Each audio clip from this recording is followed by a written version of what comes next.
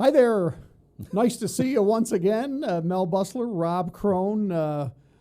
For some reason, they decided to put us on again this week. 3 in a row. And by the way, we should open up the curtain a little bit. Les Shockley is actually putting together this show. He's producing the show. Multi-talented. He's on the other side, working the keyboard over there like a Stradivarius. He's doing a great job. And He is one of the sexiest men on TV. He is. And he's on all the time, so I mean, he's easy to find.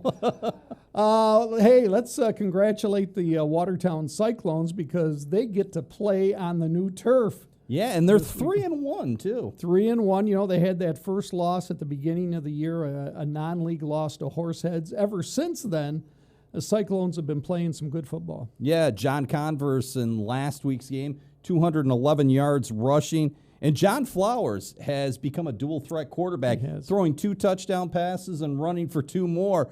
But their first game on the turf is going to be a little bit of a challenge. It's a rivalry game. Hey, guys, guess who we're playing this week? The Indian River Wolves are coming to town. That's right. They're coming off a 60-45 win over West Hill last Thursday. And I'll tell you what, Trevor Shawcross, he continues to impress as a running back for Indian River. Yeah, he's got close to 1,000 yards so far this season. And I'll let you in on a little secret. He's going to be my athlete of the week, not for today, Friday, but next Friday. He's going to be my athlete of the week. Well deserved. He's been putting up some gaudy numbers this year for the Wolves. Absolutely, and that should be a great contest at Watertown High School. It really should. Coming up, Carthage on the road. I'm going to call this the Rob Krone Bowl. They're playing at my alma mater, at VVS. There you go.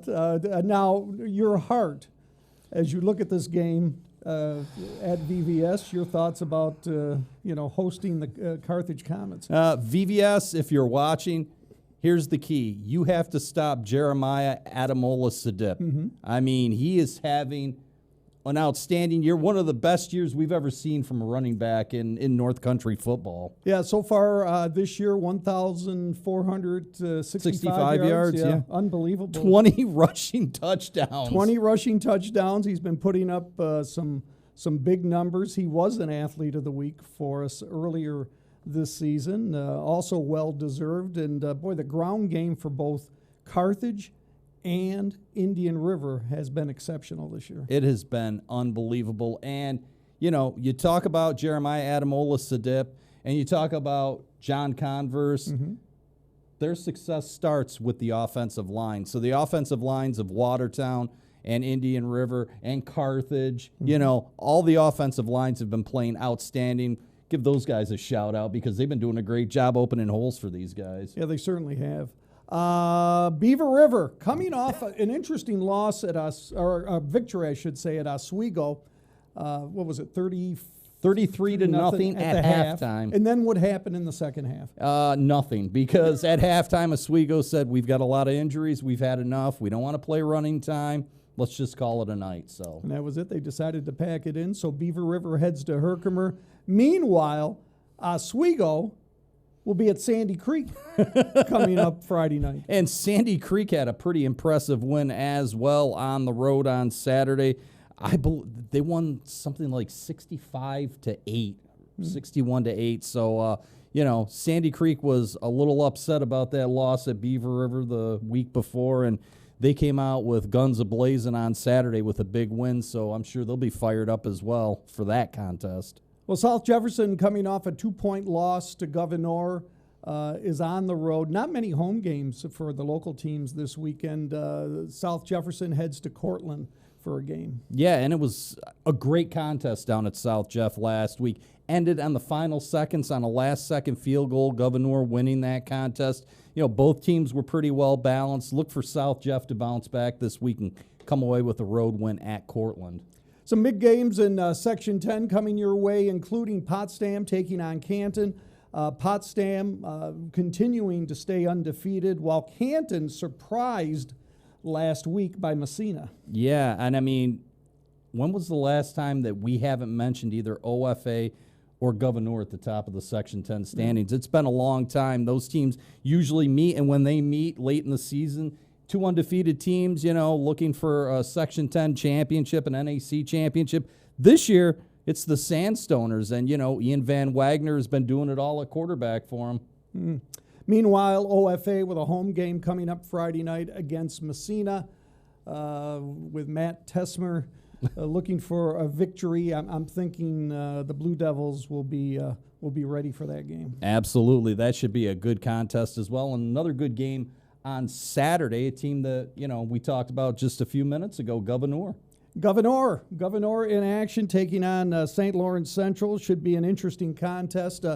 I got a text from Sean Devlin on Saturday. Sean was at the Syracuse football game, wondering if I still had my seats. He was going to come visit you? And I said, yes, I have my seats, but Sean, I couldn't make it.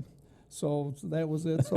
So Sean enjoyed the Syracuse game. We'll talk more about the Orange in a second, but his team should be ready against St. Lawrence Central. Yeah, it was a good weekend for him. His team winning the last second on Friday night, and then Saturday seeing Syracuse come away with a victory as well against Holy Cross. So, how about a little 8-man football to talk about Tupper Lake, who is really racking up the points in 8-man football. They'll be at Morrisville Eaton coming up Friday night. Also, Thousand Islands, coming off a big loss to Tupper Lake, will be in action. They visit Bishop Grimes on Saturday. South Louis scheduled to play home Friday against Clinton. That's the 8-man stuff. As far as college is concerned, Robbie, I didn't mean to cut you off. No, Syracuse. South Louis had their first win of the season against Utica Notre Dame on Saturday, but Syracuse, big contest. First road contest of the season under Fran Brown, and it's going to be a tough one going out to UNLV, face the Rebels. UNLV, by the way, who's undefeated. And they're ranked, I believe, as well. And they're ranked, and they have a new quarterback. The other quarterback left. This gentleman, Mr. Williams, has taken over and he did a great job last week in a win for UNLV. Yeah, and I saw an interesting sign because Sluka, who was the quarterback at Holy Cross, left because he said he wasn't being compensated. Saw an interesting sign at that game on Saturday on Twitter, X, whatever it is now. It said, "We are UNLV, not UNILV." So, very good. Yeah, that was really good. that was excellent. Well, it'll be interesting to see. I mean, the Orange in need of a victory. And, Holy Cross, it turned out to be an easy win, but they weren't running on all cylinders in that game. They struggled in the first half. I mean, it was 28-14, I believe, at the half. And, Holy Cross was giving Syracuse a fight. Kyle McCord didn't look that sharp, threw a couple interceptions again. The defense did not play well in the first half, but they really locked down in the second half against Holy Cross, and that was the difference in the contest. This is going to be a big road test. Next couple weeks are going to be a big test for Syracuse, UNLV, and then I think they're on the road at NC State. So those are going to be two tough games for them. Yeah, they're actually not home until the first part of November. So you're right. It's going to be telling over the next few weeks what happens to the Orange. It's like a red and black schedule. Where you get a month off. That's kind of nice. Hey, let's talk about really the big game that we haven't even mentioned. And that's a matchup of a 4-0 team taking on a 3-1 team in fantasy football this coming weekend. He's 4-0, I'm 3-1. So, I mean, this is going to be a clash. My son played you this past weekend, and you edged out a victory against him. Otherwise, it would have been a 3-way tie for first place. So I didn't get any help from my fantasy quarterback, Josh Allen, who I think put up 8 points, 9 points, something like that. But your two wide receivers, my receivers Malik Neighbors and Marvin Harrison both Jr. Both rookies have been tremendous. Walker came back from injury for Seattle, so he played well. But I'm taking on a tough opponent in Rob Krone. We'll see. We'll talk about that next week. All righty. Good luck, man. You as well. Hopefully we both have good games. And that's it for our look at the high school schedule along with college for this coming week. Get out and watch a game. Support the local team.